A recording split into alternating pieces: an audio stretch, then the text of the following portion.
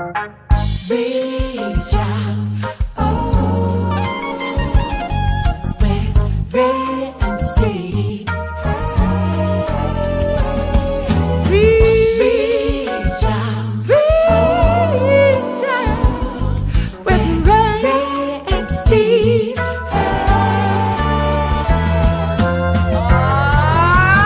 Take me out to the ball game. Take me out to the car.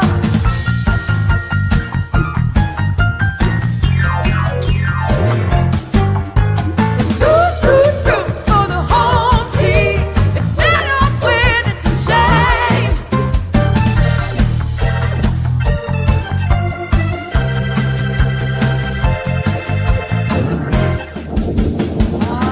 Play ball.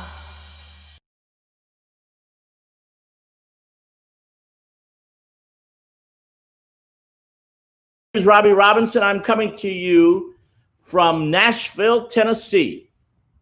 And we're going to reach out to New York City right now to the hosts of our show, Mr. Ray and Mr. Steve. Hello, guys. Come on in. Hey, nice. Where to go? ¿Qué pasa? Hey, that's a nice fire you got going over there. What do you got? Santa Claus's scarf, or what's the story Wow, here? wow. Hey, Robby. hi. This is Christmas week, brother. Come on. Robby, listen to me. Number one, how did Frankie Valli let you go to Nashville on this week? I don't believe it. I'll tell you why. Because I have a studio here in Nashville, and you and I can work together virtually, just like you and I and Steve come together virtually and do this show. Yeah, Right. but Frankie is way more demanding than I am. Okay. Nobody's more demanding than Ray Negron. Oh, here we go. Here we go. Okay, I got you, Rob. I heard the got you same with that. crap from Ciaran Sheehan. I haven't seen him in about 6 months. Oh, So yeah, to well, a he's year. going to be on the show, so Oh. you can tell him directly. Don't Ciaran- tell Robbie. Ciaran Tell is on? Ciaran, yes. No, Phantom. I meant Ciaran Jones. Oh, okay. Not all Ciaran right, all right. Sheehan. So, Robbie- he's great. Robbie, I have one question for you. It's not Dodger related, okay? So let's get that Oh, straight, here we go. okay? Please don't start so, him. No. How long did it take you to get that fire going all day? Well, all I had to do was I push this little button. Oh, okay. It's one of those, you know? Oh, I got you. Oh, There we go. I seen those on TV. You rich guys always have that kind of stuff. Well, okay? I got some. Sit back and check this out. I got some rare footage because we had a major snowstorm here on the East Coast, and this guy, it wasn't a baseball bat. Check him out. What he was doing a couple of days ago. Check this out. Let's see.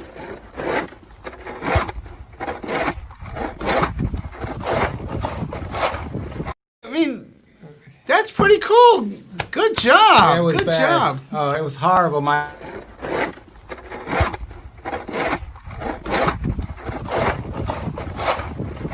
That on there. I look like a Ron Duguay there. Yeah, You saw there that? we go. He's You know? gonna be on the show tonight. You got Ron Duguay on? Yeah, Ron's gonna be. You got Ron there. Duguay. There we go. You got the Phantom of the Opera and the Ooh La La King. Yes, there we go. Oh, my God. On one show. Oh, what Ooh a- La La, Phantom of the Opera. There we go. But next to us, we have a gentleman, Robert Peck, who's an amazing young man. And Ray, you know him for a couple of years now. Robert Peck, I met at one of the colleges that I was speaking at. Yeah. And we've been friends ever since. And Robert, tell the people in essence what your plight is. Well, basically, from growing up with a really extreme mild disability, I was able to just going from Empire State Games, which was what started me, and from being actually bringing a college professor with me, who you know, Professor O'Connell, he came with me to Action Empire State Games award ceremony, and he goes to me, he's like, Rob, I want you to bring something like this to Suffolk, and I'm like, Sam, I'm like, what? But tell the people what your mild disease is. Cerebral palsy. Okay. It's basically where my parents were told, just put him in a wheelchair, leave him in a wheelchair. He's never going to walk. He's never going to do anything. And that's what they were told. And they took it for a little while. Then we went to go meet with this really good physical therapist that was actually right here in Wantor, who actually said to my parents, how many days a week can you get him here? Which my dad, jokingly as he said 7 days a week. She said, no, we're closed on Sunday. So I was going to physical therapy 6 days a week, massaging my muscles so that they could relax, just so that I could be walking around and doing everything that I'm able to do, like go to college, graduate from high school with a Regents diploma, and enjoy that life. And through going through all of that, Empire State Games, being an athlete there, it then led me to build a great, phenomenal partnership between Suffolk County Community College and Special Olympics New York, where we actually had one of the top programs in the state of New York that's now going on 10 years. It's been moved now from Suffolk to Nassau.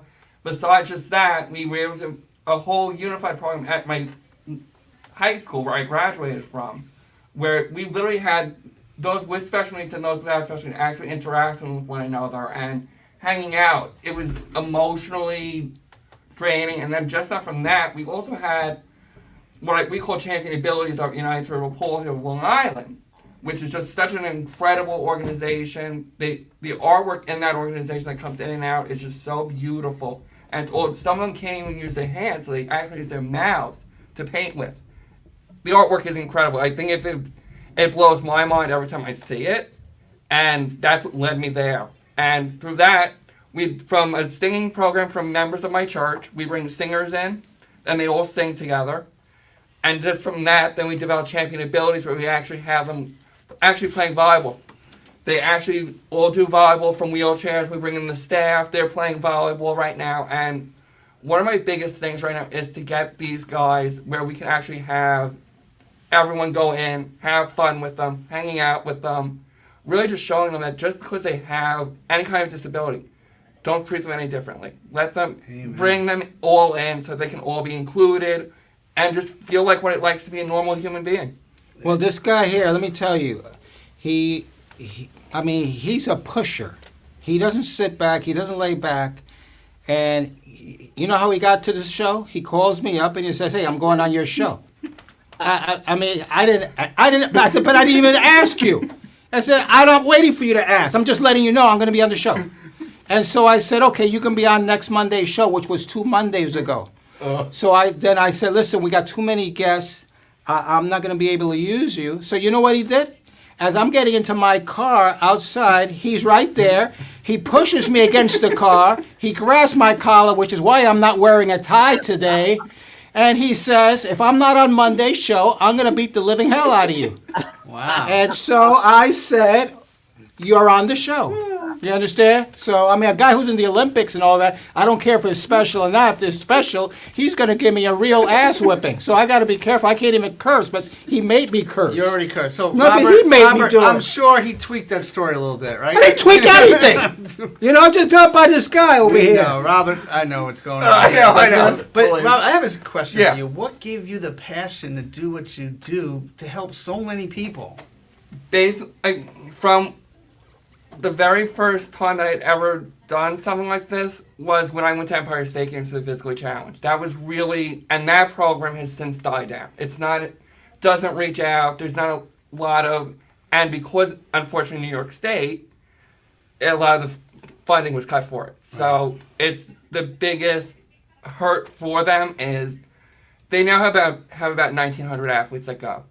And you want to see stuff that's emotional, because I'm going to break out in tears right now just thinking, you see people that are completely paralyzed and they're actually able to walk down a track. Wow. You're seeing, it's mind, and this is why, if you go, there are no fans in the stands. There's no people cheering. There's just the families and their classmates. That's it, that go to these kind of events. Right. To me, I want to see those Mitchell Field filled with people, the way. Uh-oh. We just stopped. I just lost.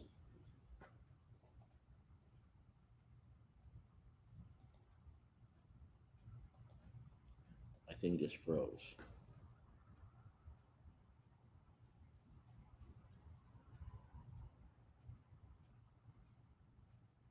I see the shows. The show stopped too.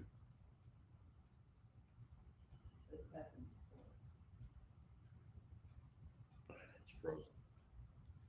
I see me.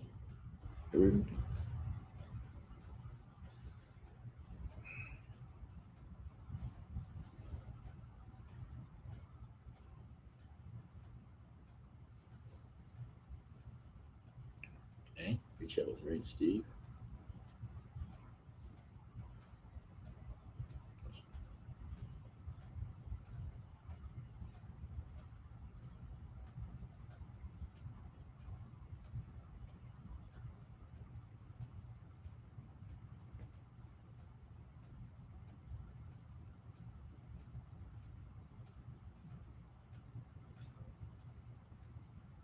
Well, it looks like I'm on.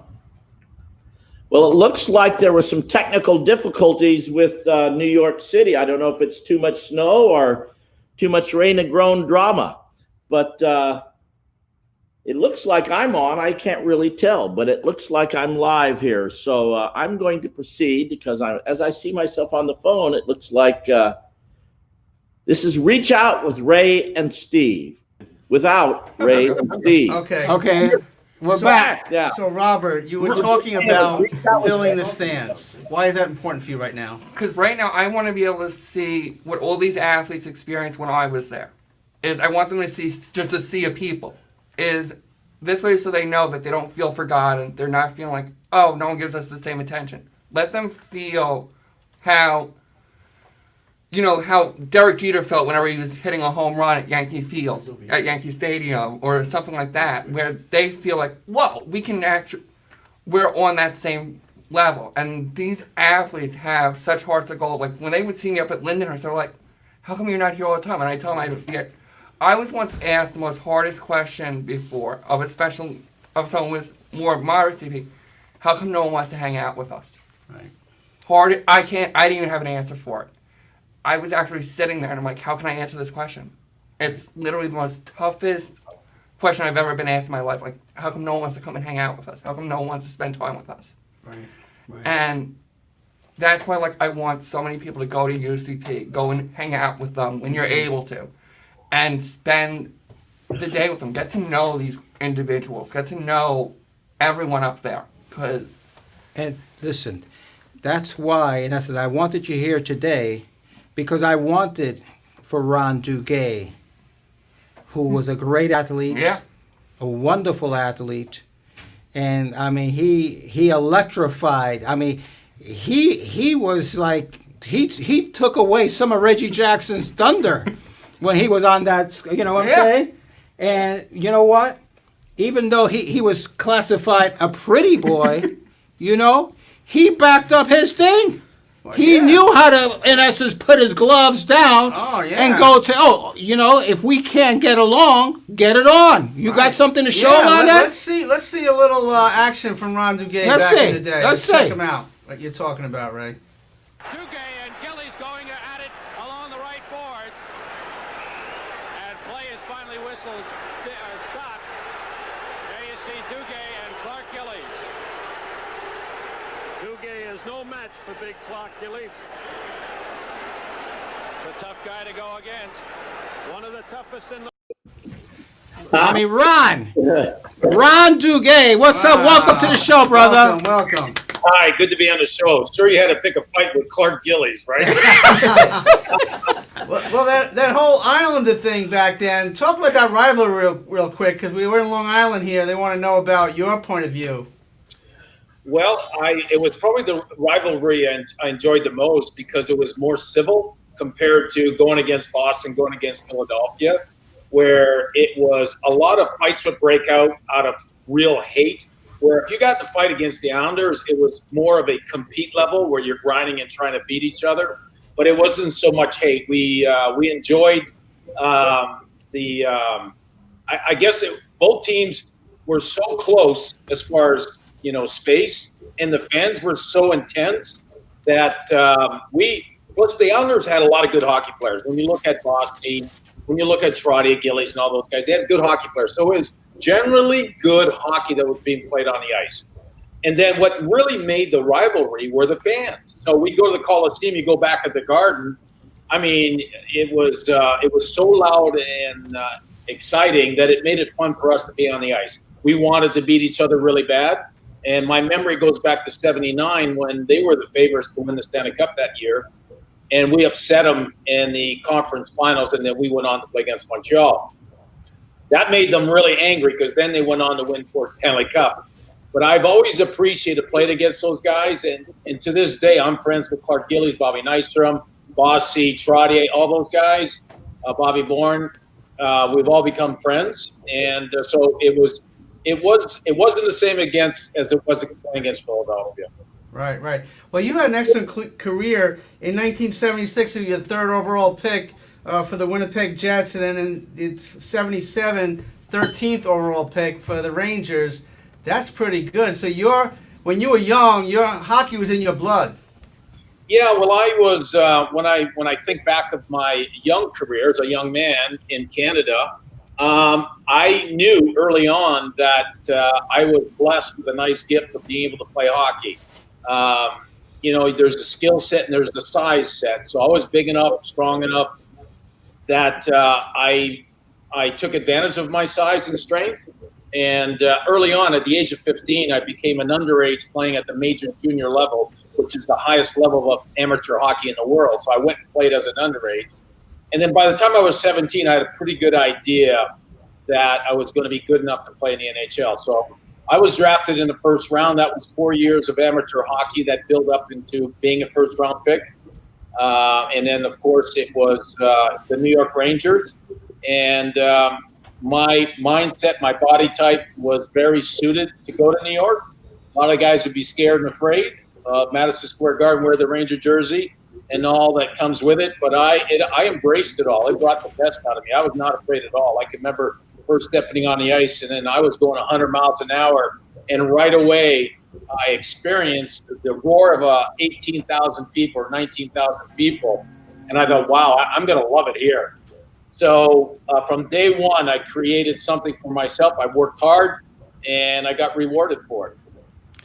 Hey, Ron, I remember those days very fondly, and I wasn't a hockey fan, but because I was with the Yankees and all that, I was a Ron Duguay fan, okay? And I mean, look, I'm gonna go there.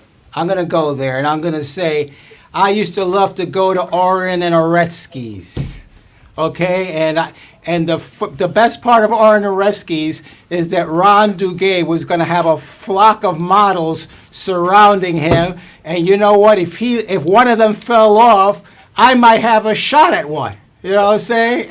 So, I mean, how was that for you in those days, Ron? See, we're not talking hockey anymore, Ron, obviously. Yeah.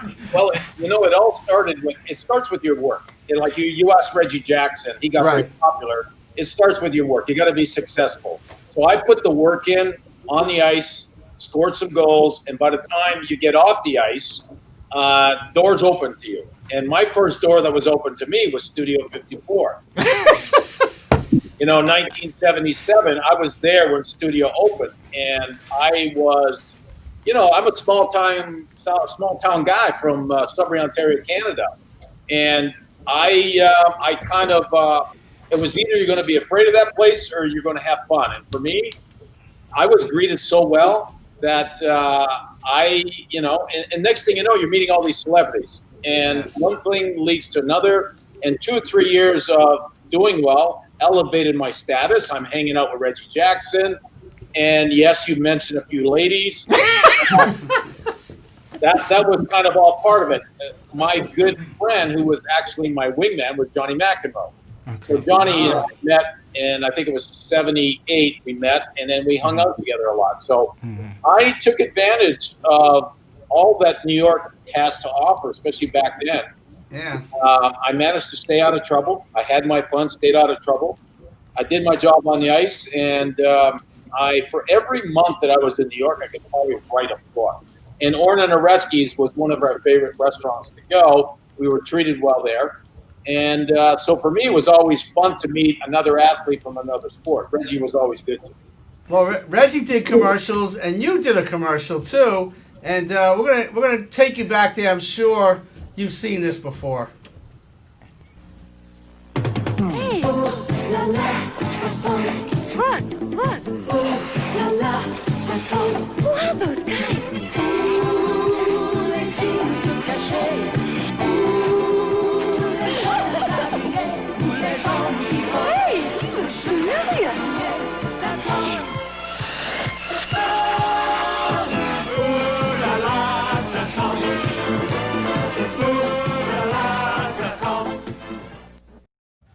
Oh yeah, nice. The best. Robby, what do you think of that? Sitting by the fire. Well, I tell you what, first of all, hello, Ron. It's so nice to meet you, and thanks for doing our show. Yes, good to be here. First question for you is, I don't think this is Ron Duguay, guys. He's too young. He's the same guy. I agree. You know what? Great, Ron. We got the fountain of youth. Yeah, well, thank you for saying that. I tell people ask me all the time about health tips and what have I done to slow down the aging process. And it was a commitment I made when I was 30. When I had shortly after retiring, I said, you know what? When I turn 60, I don't want to be all broken down. I still want to look like an athlete, and I still want to play as an athlete. So to this day, I'm 63 years old. I still go out and play. I still play games. I go to Canada. We play a lot of exhibition games. So I spent a whole 30-some years of really kind of taking care of myself, and it works. It pays off to do it. So I'm benefiting from now. And Ron, what you do, what people don't know about you is the fact that you give so much in the borough of the Bronx, where you really don't have too many white kids playing hockey, but yet you are out there with so many of these Latin and black kids, and just, it's incredible what the legend of Ron Duguay in the Bronx, in the toughest neighborhood in all of New York, and you're out there. Why, Ron? Well, let me just say that I feel very comfortable doing that because I came to New York in '77, small town Canadian guy in New York in '77, and it was pretty tough back then. But I never felt in fear, and I always felt comfortable with everyone. And the way I look at people, I look at their heart. I don't look at skin color. I don't look at height, size. I don't look at anything other than someone's heart and who they are as a person. And I try to treat everyone like a brother or a sister. And because of my celebrity status, I felt towards the end of my career, and now that a lot has been given to me, and I should be, when I think about my own legacy, because I'll go talk to kids about leadership skills and their legacy, thinking of the future. Well, I'm actually continue to work on my legacy. And for me is, how much have I given back? How much have I done for others? Because so much has been given to me that I have to spend a lot of my time, and I want to spend a lot of my time in helping others. So I was part of a program in the Bronx, going to schools, talking to kids. It was a leadership and legacy program. And I would walk into classes from kids from all over, and they made me feel comfortable. I made them feel comfortable. And I just look at a person as my brother and sister. That's a beautiful thing. Wow. I just want to show the people that we have over here a bag of toys. Hey, Robert, slide that over a little bit. A bag of toys. Where is that at? Look at this. That's Ron's gift to some of the kids in the Bronx that me and Steve are going to deliver tomorrow. Thanks for the extra work, Ron. Yeah. You know? Yeah, I appreciate that. I wish I could be there. I'm in Florida right now, and of course, we're all kind of staying home. But I wish I could be there because in the past, I've been part of, with the New York Rangers, Toys for Tot. Yeah. We started that back in the 80s, and it continues to this day. But, unfortunately for now, we're just not being able to do it. But I love giving back. I mean, just the feedback you get, I love it. You got together last week with Gio Urshela, and Gio, again, he can't be here. He had to go back to Colombia, but he also left a lot of toys and all that. I mean, the aspect of you and a young player like that, how did you feel about the aspect of I saw you were giving him like little advice and stuff. Well, part of who I am is try to just lead by example and let them see who I am, let them see what I do, versus trying to tell someone what to do. I just let them see it. And when they see it in you, it becomes more natural. And for me, I had some good role models as a New York Ranger, one of them being Phil Esposito, another one, Rod Gilbert, which I know you know. And so those were good role models for me back then. So I'm just kind of carrying the torch to be able to continue doing what we're doing. And you're involved with this thing here. I am. Yeah, you and I. Yeah, H21, which is a product that can be purchased. For every bottle that's purchased, one gets given away. And I know, Ray, that you've been moving around the Bronx and sharing it and giving it to kids. So you and I are part of that same family of being part of something that's special. Well, that's great. Well, we're going from one Broadway star at Madison Square Garden to another who was on Broadway, Phantom of the Opera, Ciaran Sheehan. We got a little clip of him being the Phantom. Let's check it out.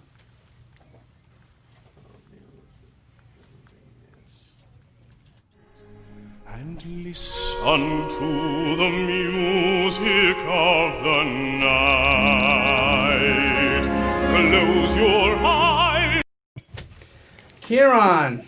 Come on, explain to Ciaran why we had to cut that the way we did. Well, we have a trademark restriction, so we can't play the whole thing. So we got a little clip I'm sick of it. of hearing me anyway. I know, but you played the Phantom the longest of anybody, over 1,000 shows on Broadway. God bless you for that. How did it feel to be a part of such a world-renowned show?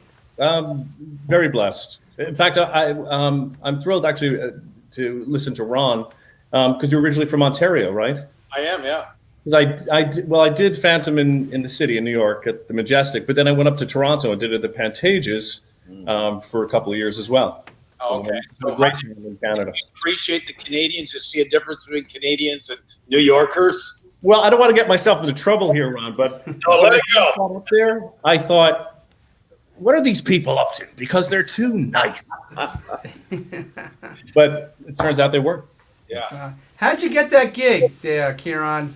It was sort of a strange circumstance. I was doing some soap operas and some film stuff, but I wanted to do more theater, and I ran into someone associated with the Irish Repertory Theater in New York, and they were about to embark on a new production that was actually written by Hal Prince, who directed Phantom. So I met Hal, and he sent me for voice lessons, and next thing I know, I'm in Les Mis on Broadway, and then Phantom. Hey, Ciaran, Incredible. you know what? I like to chime in here and ask him a question. You know, as athletes, a lot of us love to be on stage doing something else, like sing or being part of a band. Yeah. Was it something for you where you'd want to be an athlete, to be on a big stage as an athlete? If you asked me if I could trade the throat in to do anything else, it would have probably been a baseball player, actually. Oh, okay. Okay. What position? Third. Third base. Oh, that's Ron's friend is a third baseman for the Yankees, Gio Urshela. Exactly. Wow. Okay. So Robby Robinson's a musical director for Frankie Valli. Excuse me, for Reach Out And with Ray and Reach Out. We Steve. go through this every show. Oh, but First what the hell? Frankie Valli. then Frankie that. Valli does not need any more publicity. Well, we gotta Stop throw it. out there. All right, for Reach Jeez. Out, he's our musical director. Unbelievable. But Robby, what do you think of Ciaran's performance and his career? Oh, Ciaran he's great. Actually, Ciaran, I saw you on Broadway doing Phantom. Did you really? Bravo. Yes, I did. Well, you know what? Actually, if anyone who knows me well knows that my real passion is actually singing heavy metal and classic rock. Okay. Oh, God. Okay. There we go. And then how did you... Question for you, Ciaran. What is the association, the Irish tenors? Why do all the Irishmen sing up in the stratosphere like you? Well, I don't know if I'm actually a baritone with a big top, or as I like to say, I'm a tenor with a big ass. You know, so 'cause I've got a big bottom to my voice. Gotcha. What you need is the Phantom. You know. So. Although I would say that I think there are certain Italian tenors that might argue with the point, though, right? Well, that's if you ask me, I'd rather listen to Pavarotti than an Irish tenor any day of the week. So. And then you have these other Italian tenors like Frankie Valli, et cetera, et cetera. Yeah. Here we go. I'm a rocker, so I grew up with that, and I don't know how I ended up with that mask on my face. You know, if I really had my druthers, I'd either be a baseball player or I'd be fronting a metal band. Well, speaking about baseball, a couple years back, this guy put on a show. I was able to produce his show, Bat Boy, and you played Bobby Mercer. You did us a big solid. And how is doing that? There's Mickey Rivers, Ray, Joey Gian, and Alex Garrett. What were your thoughts about that show? It was a great pleasure to be a part of. And anyone who knows me well knows, and I think this is just the curse of the Irish, our bladders are behind our eyes. So I'm an easy mark for sentimentality, you know. And so I'll start crying now. Sorry. So reading Bobby's eulogy during Ray's play was very very touching. And the one thing that people don't know about Ciaran is that I've known Ciaran now, 12 years, 10 years Yep. at least? Yep. And he has been there for me, I don't know how many times and how many charities. You know what I'm saying? And he, you're talking about the Phantom on the Opera, and he's helping out this little Puerto Rican guy go into different places and help different people. And I am forever grateful, not that you did it, but of your friendship. And I was going to say, that's what friends do to each other. And I'm just lucky, man, because the people that I know do incredible things. Ron Duguay, when he was doing things, I'm reading about this stuff, and I'm saying, I can't believe that he's actually in the Bronx. You know what I'm saying? Because I got Yankees that are working at Yankee Stadium, and they won't cross the street. And this guy's coming from Manhattan. He's coming from Canada. He's coming from forget it. You guys, incredible people, man. And we are blessed. Yes, we definitely are We blessed. are blessed. And you know what? When we did the Bat Boy show, it was our first sold out show at the Argyle Theater. You came down to do your friend Ray a solid. I'm a psychologist by trade. It was my first show that I produced, and we had some technical audio problems that day. And I wonder whose fault that was. Yeah, well, you gonna blame me now? Okay. Well, Ciaran wouldn't talk to me for a week. Well, I remember when you saw this unfold right before your solo performance up there, you said, Steve, is this going to work? Is this microphone going to work? And I had no idea, and I tried to fix it. I said, yes, it's going to work. And it worked, and you killed it. It was fun. I was honored to be part of it. So, thank you. Now, Robby, what's the difference between when you work with a Frankie Valli and what he does, and say a Ciaran, because you've worked with so many different entertainers through the years? Well, Duke Ellington said this. Duke Ellington said there are two kinds of music. There's good, and then there's the other kind. And so it doesn't matter the style, you're still dealing with music. Now, you're going to have different people have different expertises in different genres of music. Broadway is different than rock, but as Ciaran said, he would rather be fronting a metal band, and there's an interesting parallel between Broadway singers and some heavy metal kind of singers, because there's a belting quality and all that stuff. But at the end of the day, music is music. I love all kinds of music, and I've been blessed to be able to conduct symphony orchestras and play in rock bands and funk bands and jazz bands, and so it's all good. And I will pick up on something that Ciaran said too. He'd rather be a baseball player. Most of the musicians I know would rather be baseball players. Many of the baseball players would rather be musicians. So it's funny how that works. Wow. Yeah, but you know what? You only play but for so long, and yet the musicians keep on going and going and going. Mr. Sinatra did it until he was 81, so, And we all know how old Frankie is. Oh, boy. What, he's 86 now. Frankie's still now going. 86, and we're still touring. Well, we will be touring if this ever ends, this pandemic nightmare. But, Right. we still do 70 dates a year. Yeah. And Ciaran, Broadway's dark until the spring, maybe the fall. I mean, it takes its toll on so many people. How's it affected you, but a lot of your colleagues and young people in the arts there? Yeah, it's been rough that way. I had a concert in New Hampshire, March the 12th, and on my way home, I drove home, my agent kept calling, said, Las Vegas just canceled, LA just canceled, China just canceled, on and on and on.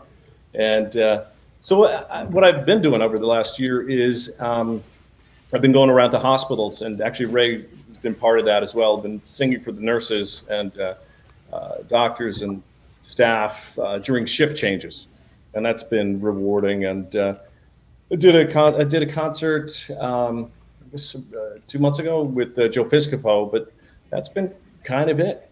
Yeah. So, but you had that drive to help others, to go around the hospitals, because those frontliners, it's tough for them, especially this pandemic is ongoing. I know Robby's originally from California. He's in Nashville today because it's so tough out there. So your efforts to put a smile or to support those frontliners, God bless you for that, man. the other thing that I've been doing I'd say the last 5-6 months is it's a little out there. But, I've been trained in this healing modality called IET, and I've been working with a lot of police and military suffering from PTSD, and that's been very rewarding. So that's a part of my life that I kind of had left go to the side a bit, and now with nothing bloody well going on, it's been really great. Well, Yeah, listen, well, guys, we're going to let you guys go. And we want to thank you both so much. The great Ron Duguay and the legendary Ciaran Sheehan. My friends. Yeah. And I appreciate it very much. You know what I'm saying? Thank you so much. and have a happy and healthy holiday season. Safe. And Safe. keep doing what you're doing, because there's a lot of people out there that are struggling, and what you guys are doing is beautiful. Ciaran, God bless you guys. Thank you. You Thank betcha. you for being there for me 1,000,001 times. Always. Ron Duguay, Yep. this will be delivered tomorrow, and we will have a return, what do you call it, from the kids over there. All right. I appreciate that. Thank Ron, you. Good to see you guys. All Real right, God pleasure to bless, meet you, gentlemen. Thank Oh, you. what's Ron saying? Thanks, Robby. So, Robby, great guest, huh?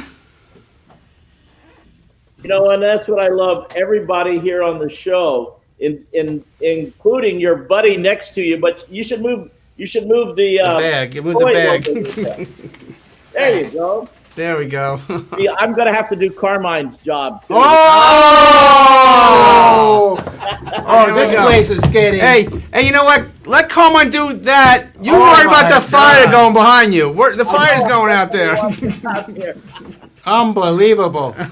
Well, listen, let's get on to our next guest. Yeah, we have a couple of bat boys, We right? have a couple of former Yankee bat boys, okay? One from 1977. We got Hector Pagan, and we got Neil Herbst. Herbst, say it right. Herbst. That's what I said. Herbst. Herbst. Welcome, gentlemen, to the show. Hey guys, how you doing? Well, let's start with 1977, the Yankees' first World Championship. And hey, did you put Hector's picture up there? I sent you Hector's picture. Did you put it up? Hello? Hello? This is the production Thanks. Very meeting nice. during the show. Very So, disappointed. Anyway. Well, but no, my director butted up. Nice. Okay, but let me see what we can do here. This is Hector. Hold on. This is, can we see it? Carmine, bring this right to the camera. No, here, take it right to, that's Hector. That's Hector as a Yankee bat boy in 1977. There he is right there. Wow. Hector Pagan, 1977. Got the batting, is that a batting helmet? Wow. Batting helmet, that's his head. Was Oh, big. okay. That was head. That's with an afro. Wow.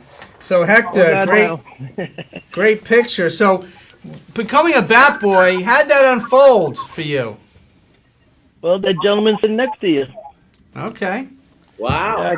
One day I was at my mom's, just taking it easy. The phone rings, and it's Ray, and he goes to me, "Hey, Heck, you want to be a Yankee bat boy?" And Ray's known for being a practical joker. So will you stop it? Stop fooling around.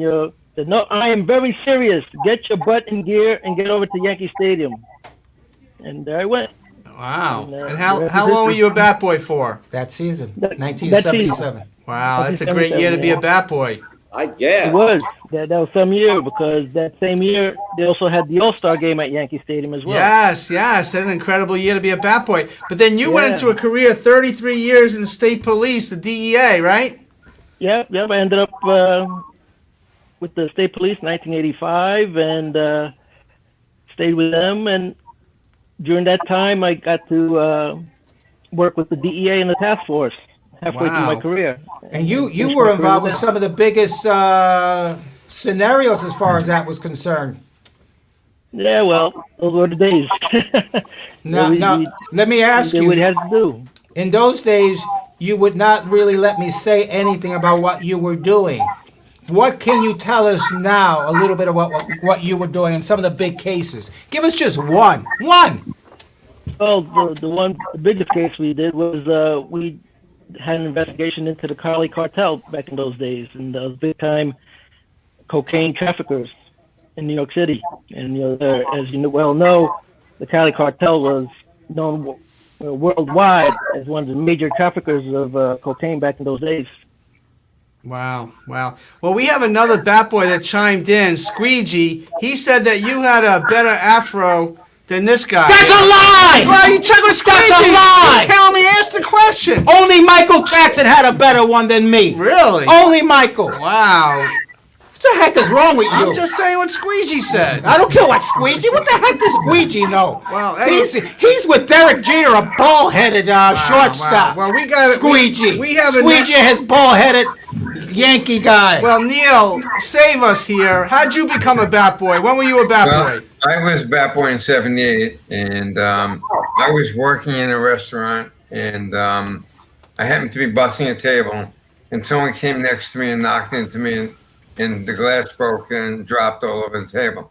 The manager came over and started yelling at me, and it just so happened the boss was in the restaurant at the time and saw exactly what happened and came to my defense on that.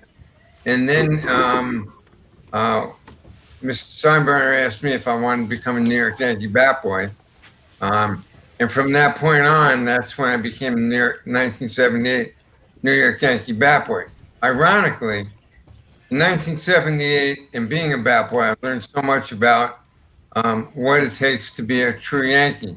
And one of the true Yankees was Lou Gehrig. And Lou Gehrig had ALS.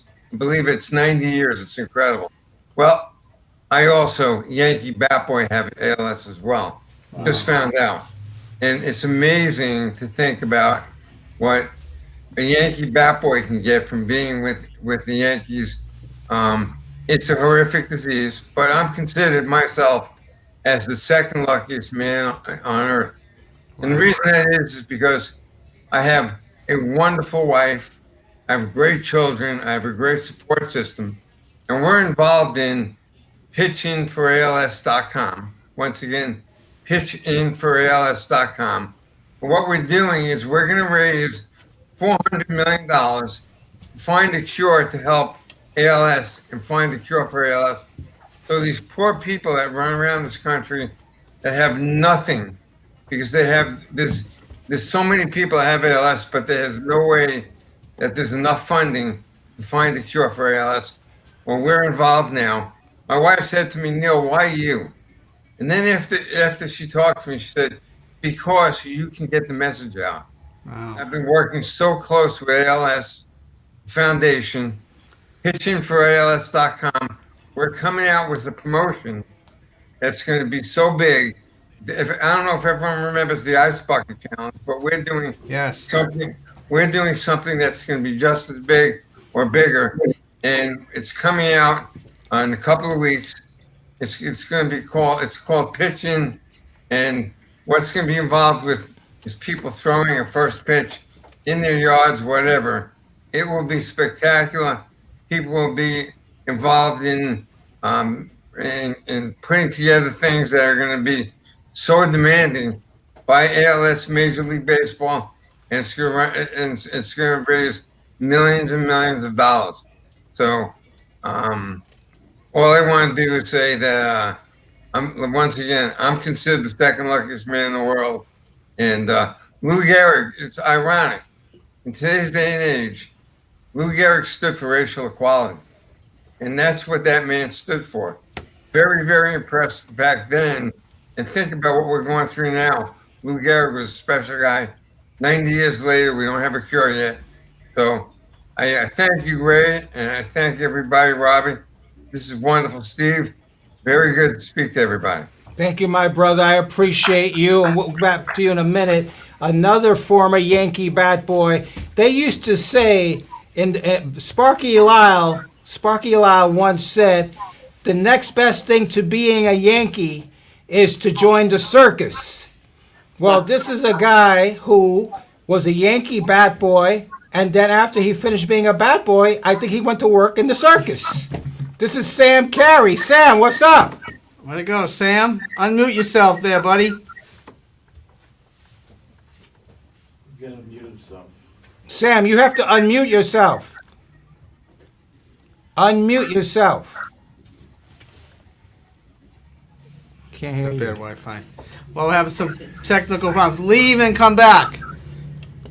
Leave and come back. So we'll get you on. Okay, there we go. So that's another great person to have. But Neil, I commend your efforts, because it's one thing to be afflicted with any kind of illness or disease, but it's another thing to give it forward, pay it forward to others that might be struggling in a big way. It sounds like you're on a mission, just like this gentleman here, Robert Peck. He's on a mission to get people to understand it's not a disability, it's an ability, but you're out there spreading the word. So God bless you, Neil, for what you do. Yes. Thank you very much. We're very excited about it. And you know what? We should be giving back. 2020 was a very confusing year for this country. It's time to give back to people. And especially it's time to give back. And the greatest part about what we do is being able to, think about our favorite pastime, baseball. Think about what people do day in and day out. We miss being able to go to the ballparks. We should give back. We should make things change in this life. And very, very important. And thank you very much. Thank you. And Sam, can you hear us now? He's still mute. No. Mute. Yeah, we'll have to get Sam on a different show. Put it up here. Well, anyway, gentlemen, it's holiday time, so God bless you, Neil and Hector. Thank you for joining us here. Hector, let me ask you a question. Okay, and you too, Neil, real quick. Number one, Neil's brother was a bad boy with me. His name is Seth Herbst. And Seth went on to become America's greatest gynecologist. Wow. That's true. Okay? Am I lying, Neil? No, that's true. Very true. People right away, they say, oh, Ray's lying. No, he's a great gynecologist. Right. There was a little awkward silence there for a moment, but... You know? Yeah, it's the truth. That's why my friend Hector will have to go to Miami soon. Oh, here we go. Funny guy. Yeah. But Hector and Neil, thank you so very much. Neil, we're going to partner up with you to help your cause, just like we're going to help Robert on this show. Real quick. Hector, Neil, is it the best job you ever had? By far. No doubt about it. Without a question. Right? You would give up your hundreds of thousands, millions of dollars that you've made to be a Yankee bat boy again, wouldn't you? That was an unbelievable experience. $100 million. Wow, that's a good job. They're both multimillionaires. Okay. Yeah, right. Thank you, brothers. God bless. Happy holidays. Happy God bless. holidays. Thank you for coming on. Well, we have a community section part of this show, and we have a special guest, Sade. Sade, come on over here. Come on in here. And we're going to partner up. Come on in here. She is the director of Christian Rivera Foundation. She lives in New Jersey, so she made a long trip here to get to our studio here in New York. And she does great work. And Sade, welcome to the show. Thank you. Thank you for having me. Thank you very much. You're the director of the program, so talk about the work that you do for the foundation. Yeah, well, the Christian Rivera Foundation has been around for more than 12 years now. It started when our founder, John Gungi Rivera, lost his son, Christian, to a really rare, horrifying brain tumor called DIPG, and that stands for diffuse intrinsic pontine glioma. It's a brain tumor that mostly affects young children, 5 to 7 years old. It affects 200 to 300 children in the U.S. every year, and when they're diagnosed, parents are told their kids have maybe 8 to 11 months to live, and that there's no proven form of treatment or a cure. So, it's, we like to call it, or we call it the brain tumor from hell, because it affects the pons, which is the part of the brain that gives us the ability to speak, to breathe, to swallow, to walk, and over time, these young children are robbed of all of those things. So, as a director, what's the most challenging and rewarding aspect of what you do? I think connecting with these families and just kind of hearing their experiences. That's definitely the biggest challenge, but also kind of the most rewarding part of it too, knowing that the work that we're doing is, the difference that we're making is tangible. that the little things that we do give hope to these families. So It's all about hope. And Robert, you're sitting here on the set. Yeah. It's about hope because you have hope that you want to expand your efforts, Oh yeah. right? I mean, even like with UCP being as small as it is, over in Long Island, is no one even knows it's there. No one knows about the art, the artwork. When you don't, no one knows what's even inside that building. No one. And when they first found out that I knew Ray, they went nuts. They were like, "Whoa, you know all these really well-known people that could help us get out there more." Like they went crazy for it because they want to be out there. They want to get their message out there as well. And Christina, it's almost like you want to get that message out there too. As a director, it's important to come on shows like this to get the word out there. So, working with your colleagues, what's your game plan for 2021? The pandemic has really hit us hard. Yeah. I'm sure it's put a hamper on the things that you've been able to do. So what's your hope for 2021? yeah, well, I do kind of would like to talk about how COVID-19 has affected the work that we do and also just families who are affected by this brain tumor. A lot of the clinical trials, that's the only option for treatment for these families. Their costs have gone way up because of the pandemic. It's quite often that there aren't clinical trials available in your area, so families will have to travel. And we all know that traveling has been more difficult than ever. And, when children are diagnosed with this brain tumor, they're immunocompromised, so they're at more of a risk for the disease. And just the availability for funding for research, so for the doctors who are working hard to find a cure, to learn more about it, it's at an all-time low. So, just with 2020 for us, a lot of our fundraising events, which, pulls in a lot of our ability to fund research and support families, had to be postponed and had to be canceled. So we were able to readjust in certain ways. We were able to go virtual with some of our events, and we were happy and kind of surprised to see, the success of it. People are still wanting to make a difference, I think, and bring light to the situation that we've all are facing. So, we hope to be able to see each other face to face next year and kind of come together for our cause again. But we're ready to adjust whenever we need to keep, fighting for our mission. And Robert mentioned before, it's important to connect with people one-on-one. So I know the virtual events and the fundraising has helped, but you don't have that direct contact with people. So that's probably missing. It's probably a void for the work that you do. Absolutely. I think, with technology, though, we're still able to do so much.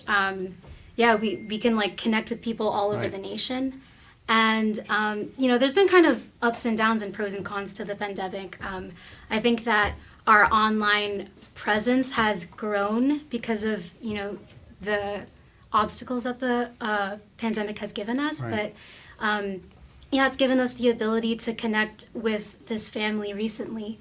And their names are Andrea and Josue Bermejo.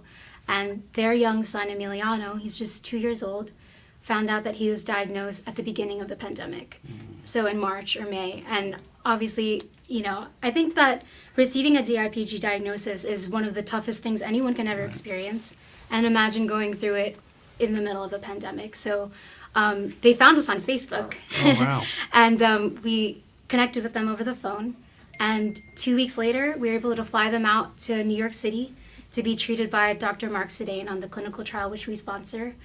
We were able to cover their living accommodations and expenses, and just give them that support and that hope. And we're thankful for that opportunity. So we're talking to Sade Laurenti, who is the director of the Christian Rivera Foundation. And how can people support your cause? How can they donate, or how can they learn about more information that you guys offer? Yeah, you can go right on our website. It's ChristianRiveraFoundation.org. It's Christian without an H. And that's where you can find out more information and if you can donate at this time. In 2021, if you had to pick out one goal for the next year, what would that be for your foundation? I think definitely just raise awareness. I think that's always the goal at the end of the day. Years and years ago, people didn't know what leukemia was. And now that there's more attention, there's more funding, and that's just what we hope for DIPG. We want the world to know about what this is. Right. And I know Ray's popping back on the set. Just because time is running out, and I just want to Can you tell the world what John Gungy Rivera means to you and to all of us? Yeah, I mean, I think anyone who meets John, you'll never meet someone with more passion or dedication or energy for just what's in his heart. And obviously this foundation is in his heart. This tumor robbed him of his son, and that's what we hope that, you know, other families don't have to experience. So, Right. And so John's our leader in that. Robby Robinson, what would you say in a situation like this? Well, I want big God blessing to you for what you're doing to give back and to help people who are in desperate need. And back to Robert and to everybody who's been on the show, because everybody's got a heart to serve and to give back and to help the community, and that's what it's all about. And if I might say, reach out with Ray and Steve. Ray and Steve, that's what you guys do every day of your lives. Even though I saw at the beginning that Ray was shoveling snow, and he must be a pretty good show shoveler because I see Yankee Stadium looks pretty. Yeah, he did the whole stadium. Yeah, good job there, Ray. That's right. But you know, Robby, it's a team effort, and you do a wonderful show last couple of weeks, Jamming for Jesus, and talk about that briefly because we're going to go out with a song that you and Sarah Nimitz have put together. And this is dedicated to the John Gungy Foundation. Yes. Bravo. And Bravo. to my man over here, Robert Peck. Yes. Well, what I've done for 29 years now is a concert called Jam for Jesus, and it's where I get together with some of the greatest musicians in the world, literally, and these are all some of LA's best studio and touring musicians, and they all come together and they give of their time and they give of their talent just to have this night of a free Christmas concert to give back to the community. And we just did a virtual version for the last 2 weeks. Sarah and I wrote this song, and we really love the song, and I think the people out there are going to love it as well. It's called The Sound of Christmas, and I think the sound of Christmas everybody loves. And the sound of Christmas, indeed, is all about giving back and the hope, that birth of the Savior that was 2,000 years ago, who was born to give us hope and to give us light and the salvation to the world. Well, God bless you, Robby. We're going to end the next show week. with the clip. God See you bless. next week. Happy holidays. See you next week. Christmas. Merry Christmas. I love the sound of Christmas on the radio. Alvin, the Chipmunks, and Nat King Cole, we're singing together the songs we know while we watch the snow. I love the sound of Christmas when sleigh bells start